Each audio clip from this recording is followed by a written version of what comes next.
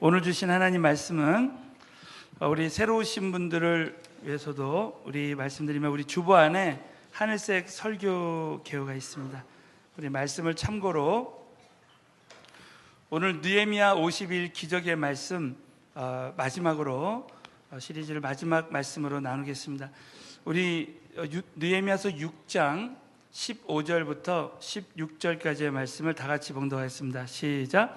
성역사가 2일 만에 25일에 끝남에 우리 모든 대적과 사면 이방 사람들이 이를 듣고 다 두려워하여 스스로 낙담하였으니 이는 이 역사를 우리 하나님이 이루신 것을 알미니라.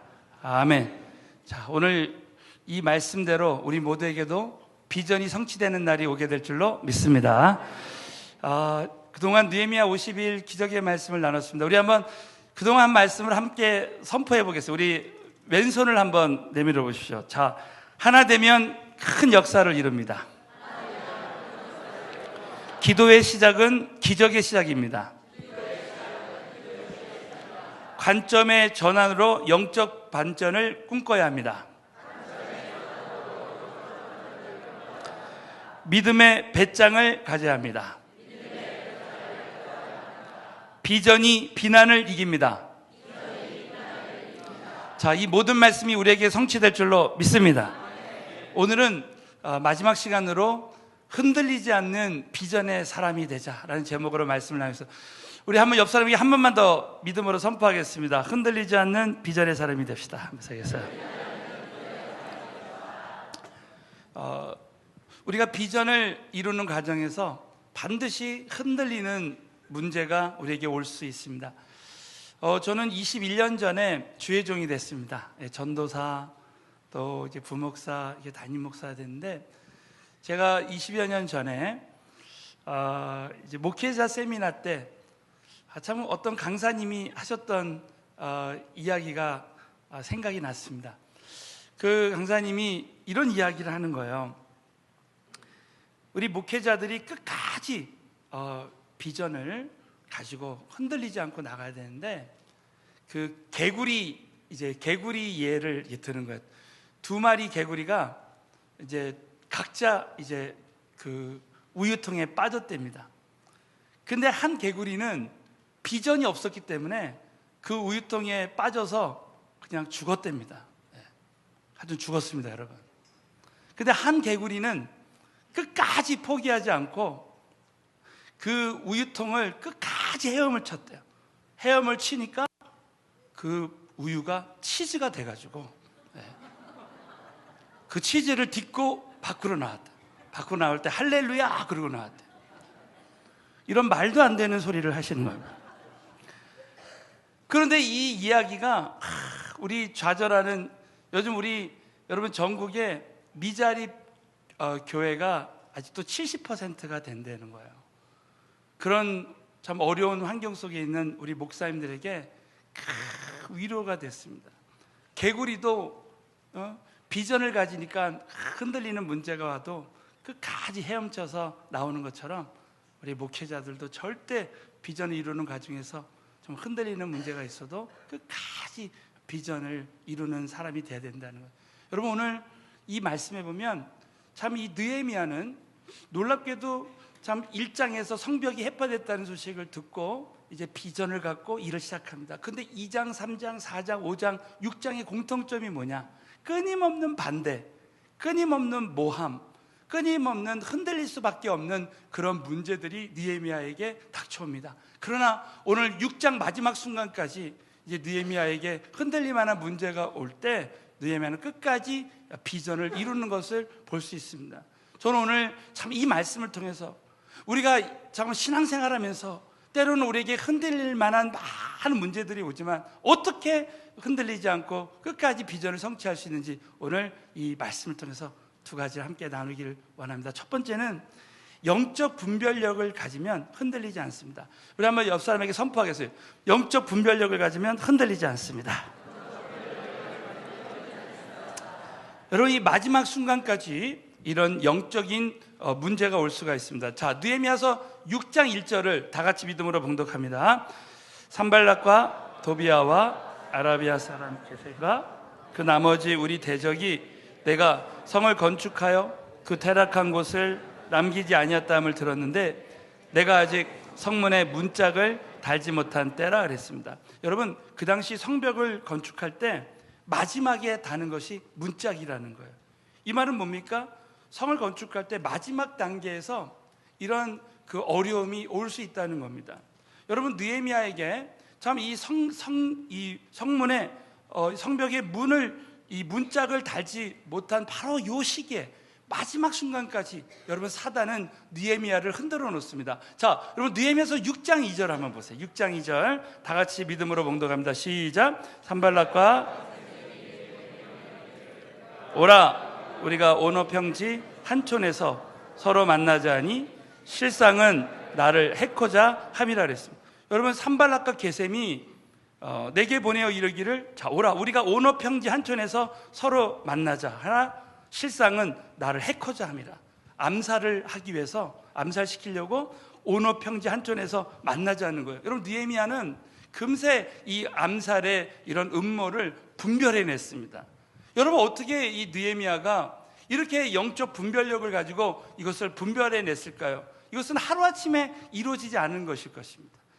저는 몇 달 전에 우리 교회 이제 금요 집회에서 하나님의 음성을 듣고 분별하는 법에 대한 말씀을 나눴습니다. 여러분, 그 말씀의 그 핵심이 뭐냐면 첫 번째가 우리가 이 영적 수준이 되면 우리가 하나님 음성들을 듣고 분별할 만한 영적 수준이 되면 얼마든지 하나님 음성을 듣고 분별할 수 있다는 것입니다. 한번 따라하세요. 영적 수준이 되면 하나님 음성을 듣고 분별할 수 있습니다.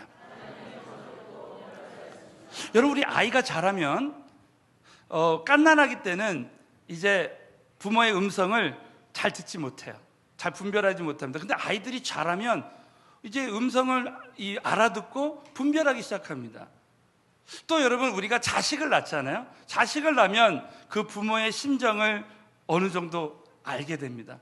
저도 자녀를 낳으니까 많은 자녀를 가지시면 알겠지만 이제 부모 심정, 부모의 뜻을 이제 분별할 수가 있는 거예요. 그런데 또 내 자식을 낳으면은 또 다르답니다. 저는 제가 참 기억이 나는 게 우리 미국에 제가 아는 목사님, 여자 목사님이 계신데 이분이 손자를 낳았어요. 또 자기가 손자를 낳으니까 아들 낳은 거하고는 비교가 안 된대요. 그래서 얼마나 다르냐 그랬더니 이것을 이제 성경에 비유하면 아들은 율법이고 손자는 복음이래요. 글쎄, 율법과 복음. 근데 지난번에 우리 국제총회에 갔는데 제가 잘 아는 목사님이 그분도 이제 손주를 낳았어요. 그런데 자기가 지금까지 인생을 살면서 가장 가슴이 아플 때가 언제냐면 자기 아들이 손자를 야단칠 때, 자기가 제발 야단치지 말라 했는데 막 야단을 치면 그때만큼 마음이 비통한 때가 없었다는 거예요. 이거는 진짜 손주를 낳아본 사람만이 안다는 거죠. 자, 무슨 얘기냐? 여러분, 저와 여러분이 우리 하나님의 심정을 알면, 내가 복음으로 자녀를 낳아보면 정말 이 하나님의 심정이 깨달아지기 시작하고, 또 저희들 같은 경우에는 제가 영적으로 낳은 영적 자녀가 또 자녀를 낳을 때 더 하나님의 그 심정을 더 거기서 일어나는 일들을 보면서 깨닫게 되는 거예요. 사랑하는 성도, 우리 신앙이 성장하면 하나님의 음성을 듣고 분별할 수 있게 될 줄로 믿습니다, 여러분. 두 번째는 여러분, 기도가 쌓이면, 따라서 기도가 쌓이면 영적으로 분별할 수 있습니다. 여러분, 느헤미야는 기도의 사람이었습니다.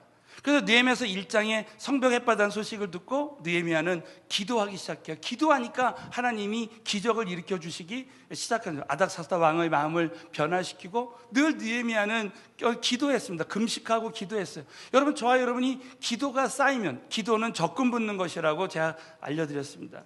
여러분, 기도가 쌓이니까 어느 날 느헤미야는 딱 오노 평지 한촌에서 만나자 하니까 실상은 이것은 나를 해하고자 합니다 하면서 이 암살이요 금세 분별을 이제 해냈습니다. 여러분, 언제 하나님께서 이렇게 우리 모두가 이렇게 분별할 수 있을까요? 정말 우리가 기도를 계속해야 됩니다. 저는 지난 주간에 참 하나님께서 은혜를 이렇게 주시기를 계속 이렇게 암 환자들을 이렇게 신방하게 됐어요. 전도를 하게 됐어요. 그래서 어떤 분은 암이 5군데나 퍼졌는데 이제 76세가 돼서 이제 언제 소천할지 모르니까 교회를 전혀 다니지 않는 분이, 그런데 그 신방을 하러 가면서 하나님께서 저에게 말씀을 주시더라고요. 그래서 그 말씀을 또 오늘은 무조건 이분을 주말 수양이 하듯이 성령을 받게 하라. 그래가지고 그 연세 세브란스 병원 가니까 그 기도실이 있더라고요. 그 기도실로 모시고 가가지고 하나님께서 거기서 복음을 이렇게 전하게 하시고 거기서 함께 성령 집회를 한 거예요. 그랬더니 그분이 그날 정말 성령이 임하고 방언이 터지고 구원의 확신을 갖게 되었습니다. 얼마나 참 감사한지 몰라요. 좀 몇 사람을 계속 이렇게 전도하는데 하나님이 그때마다 말씀을 주시고 전 그럴 때마다 뭘 느끼냐면, 정말 이 전도나 선교는 내가 하는 것이 아니라 성령님이 하시는 것이다. 이런 걸 계속 깨닫게 됩니다. 여러분, 우리가 이 기도가 쌓이면 우리는 영적 분별력을 갖게 되는 거예요. 또 세 번째가 뭐냐면 바로 오늘 이 본문 말씀에 하나님 말씀으로 영적 분별이 된다는 거죠. 자, 우리 한번 오늘 거기 느헤미야서 6장 10절을 다 같이 믿음으로 봉독하겠습니다. 시작. 이후에 웨엘다벨의 손자 들리야의 아들 스마야가 두문불출하기로 내가 그 집에 가니 저희가 너를 죽이러 올 터이니 우리가 하나님의 전으로 가서 외소 안에 있고 그 문을 닫자. 저희가 필연 밤에 와서 너를 죽이리라 하기로. 여러분, 이 스마야라는 사람은 느헤미야의 친구입니다. 여러분, 이 유혹이 얼마나 그럴듯해 보여. 오랜만에 만난 친구가 우리 사람들이 너를 죽이러 올 거니까 우리가 하나님 전에 가서 외소, 이 지성소 안에 들어가서 우리가 문을 닫고 기도하자. 여러분, 이런 말을 했을 때 웬만한 사람들은 아마 성소 안으로 들어갔을 것입니다. 그러나 여러분, 느헤미야는 말씀을 알고 있었어요. 자, 여러분, 민수기 18장 7절에 보면 이런 말씀이 나옵니다. 다 같이 한번 믿음으로 봉독합니다. 너와 내 아들들은 단과 장안의 모든 일에 대하여 제사장의 직분을 지켜 섬기라. 내가 제사장의 직분을 너에게 선물로 주었은즉 거기 가까이 하는 외인은 죽이올지니라. 이 말은 뭡니까? 이 지성소 외소에는 제사장만 들어가는 거예요. 만약에 그 외에 다른 외인이 들어갈 경우는 죽일 수 있었습니다. 여러분, 느헤미야가 이 말씀을 통해서 분별하지 못했다면 성전에 들어갔을 때 합법적으로 율법적으로 죽임을 당할 수 있는 근거를 제공하게 되는 거예요. 그렇기 때문에 여러분, 느헤미야는 단호하게 이렇게 선포했습니다. 자, 느헤미야서 6장 11절 12절을 다 같이 봉독합니다. 시작. 내가 이르기를 자가 나 같은 몸이면 누가 외소에 들어가서 생명을 보존하겠느냐? 나는 들어가지 않겠노라 하고 깨달은즉 저는 하나님의 보내신 바가 아니라 도비야와 산발렛에게 뇌물을 받고 내게 이런 예언을 함이라. 여러분, 이 말씀 보십시오. 누가 외소에 들어가서 생명을 보존하겠느냐? 하나님 말씀에는 이런 말씀이 없지 않느냐? 나는 들어가지 않겠노라. 그러면서 12절부터 깨달은즉 분별이 되는 것이죠. 저는 하나님의 보내신 바가 아니다는 거죠. 여러분, 이것을 어떻게 분별할 수 있어요? 하나님 말씀으로 이 느헤미야는 분별해낸 것입니다. 저는 이제 미국에서 이 사역을 할 때 이제 어느 마켓에 갔는데 그 마켓 주인을 이렇게 전도하는데 이런 이야기를 들었어요. 마켓에서 100불짜리 위조 지폐가 가끔 들어온대요.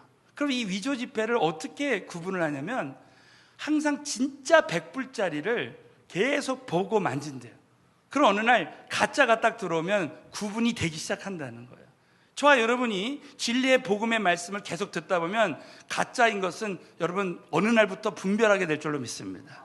지난번에 우리 교회 집회에 왔던 우리 나경일 목사님이요, 늘 말씀과 기도로 충만하니까 어느 날 자기에게 그런 일이 일어나더래요. 이제 집회를 마치고 그 밑에서 차를 한 잔 이렇게 하는데 교회에서 집회를 마치고 찻집에서 차를 한 잔 하는데 자기 교인이 어떤 분이랑 막 대화를 심각한 얘기를 하고 있더랍니다. 그런데 보니까 자기 교인이 아닌 그 다른 사람이 이분이 참 보통 사람이 아닌 것 같더래요. 그래도 계속 자세히 보니까 이분의 입에서 뱀이 한 마리가 나오는 것 같아요. 아, 이건 아니다. 그래가지고 이제 그 교인 전화번호를 알아내가지고 그 교인한테 전화를 한 거예요. 아, 우리 나경일 목사인데 지금 만나는 사람 조심하십시오. 자기가 분별하니까 조심해야 된다고 말했더니, 아, 목사님 알겠습니다. 알고 봤더니 무슨 큰 계약을 하기 위해서 만났다는 거예요. 그래가지고 그날 계약을 안 하기로 일단 미루기로 결정했는데 보니까 그분이 전문 사기꾼이었대요. 전문 사기꾼. 큰일 날 뻔했어요. 저도 여러분에게 언젠가 전할 날이 올 줄로 믿습니다. 여러분, 저와 여러분은 이 말씀으로 분별해야 돼요. 여러분, 예를 들어서 우리에게 이 생각을 가져다 주는 우리 하나님은 우리에게 말씀의 생각을 가져다 주는데 요한복음 13장 1절에 보면 사단이 유다에게 예수 팔 생각을 집어넣어 준다 그랬어요. 여러분, 저와 여러분이 끊임없는 생각이 우리에게 들어올 수 있습니다. 그런데 이 생각 가운데 저와 여러분에게 늘 이제 평안과 소망의 생각을 주는 것이 아니라 우리에게 재앙의 생각, 잘 못될 것 같은 생각이 계속 들어올 수 있어요. 여러분, 예레미야서 29장 11절에 보면 하나님이 우리에게 주신 생각은 재앙의 생각이 아니라 평안과 소망의 생각이라 그랬어요. 그렇기 때문에 여러분, 저와 여러분이 지금 오늘 재앙의 생각이 들어오면 예수의 이름으로 다 떠나보내야 될 줄로 믿습니다, 여러분. 그래서 우리는 늘 평안과 소망의 생각을 가져야 돼요. 자, 오늘부터 우리 GSGL 110기가 시작됩니다. 오늘 7시 반 예배, 9시에 벌써 한 60명 넘는 우리 팀 멤버들이 예배를 드리고 이제 먼저 떠났어요. 오늘 선발대로 떠났습니다. 자, 떠나는 우리 팀 멤버들에게 제가 그렇게 말했어요. 자, 여러분이 지금 이 두고 가는 가정, 두고 가는 우리 사업체를 정말 이제 두고 가는데 여러분이 정말 내 마음에 내가 이거 가면 이 사업은 어떡하지? 가정은 어떡하지? 이런 잘못된 생각이 들어오지만 우리가 먼저 하나님의 나라와 의를 구하면 하나님이 다 책임져 주신다. 믿으시면 아멘. 이런 생각을 해야 된다는 거예요. 저와 여러분의 마음 가운데 오늘도 내가 잘 못될 것 같은 생각이 딱 들어옵니다. 그런데 여러분, 저는 지난 주간에 시편을 보면서 다윗이 시편 23편 6절을 보면 내 평생에 선하심과 인자하심이 정녕 나를 따라올 것이다 선포했습니다. 다윗에게는 끊임없이 악이 있었고 어려움이 있었지만 이 모든 일들도 다 선을 이루시고 하나님 좋으신 하나님의 역사가 일어나게 하여 주시옵소서. 그렇게 늘 고백할 때 진짜 그런 일이 일어났습니다. 저는 이렇게 믿습니다. 우리 하나님이 택하신 우리 사랑하는 성도 여러분들 삶 가운데 정말 결국은 주 안에서 우리는 잘 되게 될 것입니다. 자, 한번 옆 사람에게 당신은 주 안에서 잘 되게 되어 있습니다. 자, 믿으시면 크게 한번 아멘 해보세요. 저와 여러분이 늘 우리 마음 가운데 들어오는 이 생각을 하나님 말씀으로 느헤미야처럼 분별해서 내가 이 영적으로 흔들릴 만한 그런 문제가 나의 삶 가운데 온다 할지라도 끝까지 흔들리지 말고 비전을 이루시는 저와 여러분 되시기를 예수 이름으로 축원합니다. 두 번째는 하나님의 원리와 방법대로만 하면 흔들리지 않습니다. 여러분, 우리는 하나님 주신 이 영적인 목표에 집중해야 됩니다. 하나님이 쓰신 사람의 공통점이 뭐냐?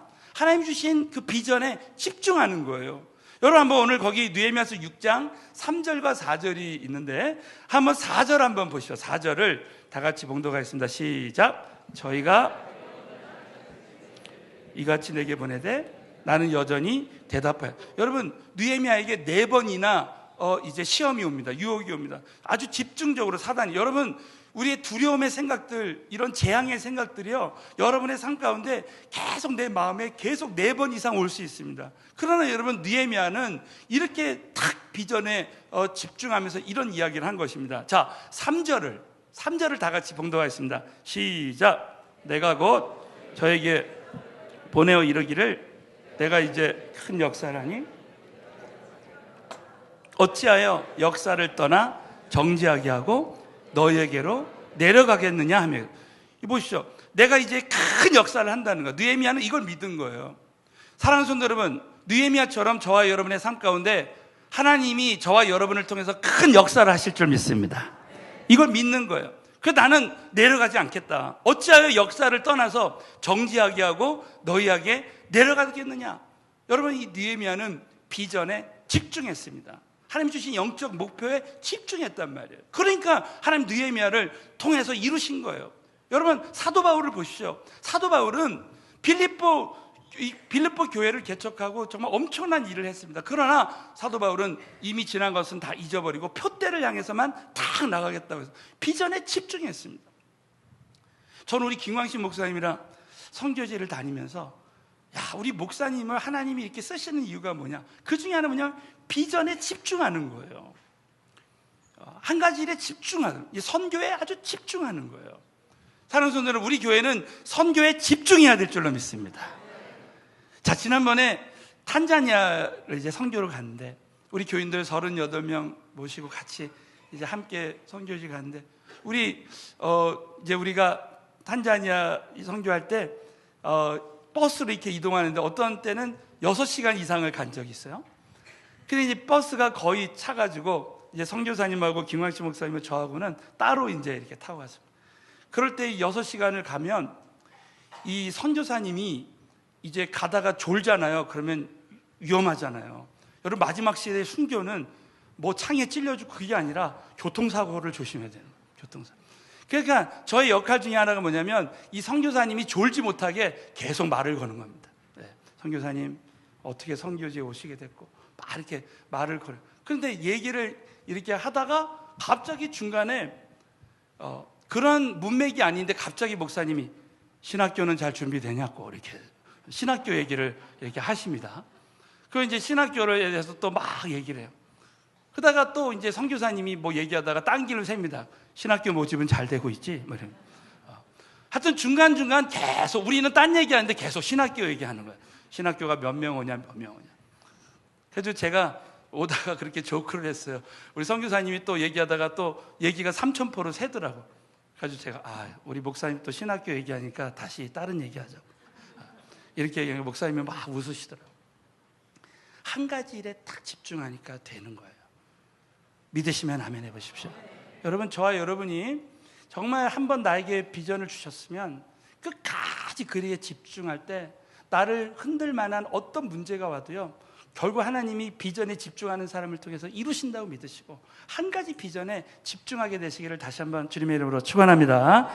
자, 마지막으로는 비정선치의 마지막 순간까지 하나님께 맡길 때 흔들리지 않습니다. 자, 여러분, 이제 느헤미야서 오늘 6장 9절 말씀, 나머지 말씀을 다 같이 믿음으로 봉독하겠습니다. 시작. 이는 저희가 다 우리를 두렵게 하고자 하여 말하기를 저희 손이 피곤하여 역사를 정지하고 이루지 못하리라 함이라. 이제 내 손을 힘있게 하옵소서 하였노라 해서, 여러분, 오늘 이 말씀을 보면 그 성벽이 건축되기 바로 직전까지 이런 마지막 순간까지 어려움이 옵니다. 자, 9절을 봅시다. 이는 저희가 다 우리를 두렵게 하고자 하여 말하기를. 자, 여러분, 저와 여러분에게 비전을 이루는 것이 가장 많이 오는 것이 뭐냐면 두려움입니다. 이 재정에 대한 두려움, 자녀에 대한 두려움, 사업에 대한 두려움, 이 장래일에 대한 두려움, 정말 이루어지는 가정에서 많은 문제들이 마지막 순간까지 올 수 있습니다. 여러분, 우리가 이 두려움을 정복해야 돼요. 이 두려움은 어떻게 정복할 수 있냐? 여러분, 예수의 이름으로 이 두려움을 쫓아야 됩니다. 오늘도 예수의 이름으로 모든 두려움은 떠나갈지어다. 그래서 여러분, 이 두려움의 영을 쫓아야 돼요. 그런데 특별히 이 사단의 전략은 보시죠. 저희 손이 피곤하여 역사를 정지하고 이루지 못하리라 함이라. 여러분, 사단의 전략은 우리를 피곤하게 해서 이제 기도하지 못하게 해요. 이 피곤이라는 단어는 언제 구약에 나오냐면 출애굽기 17장에 보면 모세가 기도하면서 손을 들면 여호수아 군대가 이겼습니다. 근데 여러분, 모세가 기도하다가 피곤해서 손을 내려요. 그럴 때 아론과 우리 같이 중보하면서 손을 올려줍니다. 그러니까 또 여호수아 군대가 이기는 거예요. 이 피곤하다는 말은 기도를 중지하는 거예요. 여러분, 사단의 전략은 우리 기도 못하게 하는 겁니다. 여러분, 정말 저와 여러분이 무엇보다도 기도함으로 늘 하나님을 의지하게 되시기를 축원합니다, 여러분. 뿐만 아니라 역사를 정지하는 거예요.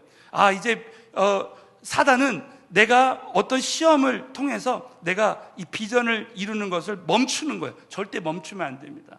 그때 여러분, 마지막으로 이 느헤미야가 한 것이 뭡니까? 이제 내 손을 힘있게 하옵소서 하얀 눈이. 여러분, 이 느헤미야는 끝까지 마지막 순간까지 기도하면서 비전 성취의 순간까지 기다렸습니다. 자, 한번 따라서 마지막에 훈련은, 다시 한번 마지막까지의 훈련은 기도하며 기다리는 것이다. 여러분, 이 느헤미야는 마지막 순간까지 기도하면서 그 비전 성취되는 그 순간을 기다렸습니다. 여러분, 저와 여러분이 신앙생활하고 이 비전을 이루는 과정에서 반드시 마지막 순간까지 이렇게 나를 흔들 만한 그런 일들이 나에게 올 수 있습니다. 저는 지난 주간에 그 마더 테레사가 인도 선교한 이야기를 글을 보게 됐습니다. 여러분, 한번 이 글을 제가 한번 여러분에게 읽어드리겠습니다. 1952년도에 마더 테레사가 인도 선교를 시작했어요. 그래서 인도 칼카타에 가난하고 병든 버림받은 사람들을 돌아보기 위해서 작은 건물을 준비해서 선교를 시작했습니다. 그러나 그녀가 사역을 시작하자마자 직면한 것은 그 주변에 있던 힌두교 지도자들의 격렬한 반대였습니다. 시위가 일어나고 폭력이 있고 위협이 계속되었습니다. 그녀의 동역자들조차도 장소를 옮기는 것이 좋겠다는 제안을 했습니다. 그러나 그녀는 자신이 죽지 않는 한 절대 떠날 수 없다고 대답합니다. 나를 부르시니가 내게 맡기신 일이 있기 때문입니다 라고 대답합니다. 그녀는 도피하지 않기로 결심합니다. 그리고 반대를 개의치 않고 기도하면서 해야 할 일에 전념했습니다. 그러던 어느 날 그녀의 사역을 반대하던 힌두교 성직자였던 사람이 결핵으로 사형 선고를 받고 병원에서 퇴출당한 이야기를 그녀가 듣고 그를 자신의 요양소에 데리고 옵니다. 그리고 최선을 다해서 그를 돌보고 그가 숨을 거두었을 때 그의 시신을 힌두교 사원으로 돌려보내어서 장례를 하게 했습니다. 이 사건이 힌두교 지도자를 감동시켜 그녀의 사역이 인도인들 그리고 인도 정부의 지지와 사랑을 받는 극적인 전기를 제공하게 되었습니다. 자, 사랑하는 성도 여러분, 저와 여러분이 비전에 집중하면 우리 모두가 뜻밖의 의외의 열매를 거두게 되는 날이 올 줄로 믿습니다. 여러분, 이 마더 테레사가 한 정말 이 유명한 이야기가 있습니다. 십자가에 못 박힌 사람은 한 방향밖에는 바라볼 수가 없습니다. 그는 뒤를 돌아볼 수가 없습니다. 그리고 자기의 계획을 가질 수 없습니다. 끝까지 그 십자가의 그 복음, 그 십자가의 그 비전에 집중할 때 결국 하나님께서 정말 그 일을 이루는 날이 오게 된 것입니다. 사랑하는 성도 여러분, 정말 우리 하나님 살아계셔서 느헤미야에게 주신 비전을 이루었던 것처럼 저와 여러분에게 주신 비전은 마침내 우리 하나님께서 이루신다고 믿으시는 분만 한번 크게 한번 아멘 해보십시오. 여러분, 결국 이 비전이 이루어지는 날이 반드시 옵니다. 그런데 왜 그 와중에도 우리 하나님께서 왜 이런 끝까지 이런 반대나 시험이나 유혹이 우리에게 오게 하실까요? 그것은 그 이루는 과정에서 저와 여러분을 훈련시키시는 거예요. 그리고 그걸 통해서 저와 여러분을 더 하나님만 의지하게 하시고, 그래서 변화받아서 영적으로 더 성숙한 믿음의 사람들이 되게 하기 위해서 이런 모든 일들을 허락하시는 것입니다. 저는 지난 주간에 참 전도하면서 정말 이 기도 제목이 있을 때 정말 더 하나님만 붙들었어요. 그런데 너무 놀랍게도 참 이 기도 제목이 많을 때 더 하나님만 의지할 때 우리 하나님께서 정말 그 전도 현장에서 더 큰 은혜를 주시더라고요. 여러분, 가시가 능력일 줄 믿습니다. 저는 오늘 우리 사랑의 불꽃 떠나는 우리 팀 멤버들에게 이렇게 권면했습니다. 여러분이 오늘 정말 나를 찌르는 많은 문제들이 있을 때 이번에 더 하나님 한 분만을 붙들면 더 큰 하나님의 역사가 이번 110기 가운데 일어나게 될 것입니다. 여러분, 저와 여러분의 삶 가운데 지금 정말 끊임없이 하나님 한 분만 의지할 수밖에 없는 그런 문제가 있다면 그 문제를 통해서 여러분 저의 삶 가운데 더 큰 은혜가 함께 하실 줄로 믿으시고, 어떤 문제가 와도 흔들리지 않는 비전의 사람이 다 되시기를 예수의 이름으로 축원합니다.